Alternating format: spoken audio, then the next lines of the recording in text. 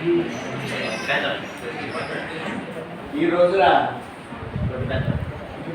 మరి కార్యక్రమానికి తీసినప్పుడు విషయం చెప్పాలని నన్ను తీసినాను. పూర్వ విద్యార్థుల సంఘం తరఫున తల్లి శివశంకర్ గారికి సన్మానం చేస్తున్నారు అంటే ఈ జీడీలు లేకపోతే చాక్లెట్లు తెచ్చేవారు.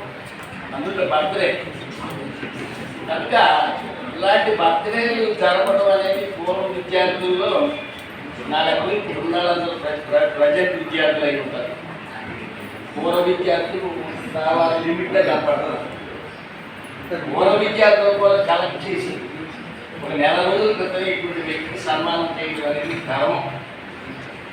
ఎందుకు ధర్మం అంటే అతనికి కులం లేదు, మతం లేదు, ఇతరత్ర వర్గ భేదాలు లేవు. ఎవరు ఆపదలో ఉన్నా కూడా అతను ఆదుకునే మనస్తత్వం ఇచ్చాడు భగవంతుడు. బహుశా నేను అనుకుంటున్నాను చదవటం మూలంగా సరే అతనికి భవిష్యత్తు వచ్చిందేమని అనుకుంటున్నాను.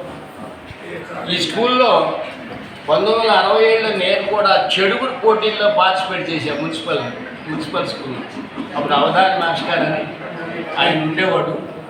మమ్మల్ని అందరినీ ఆడించాడు ఇక్కడ. తర్వాత ఓ మంచి కార్యక్రమం కూడా చేసుకున్నాం.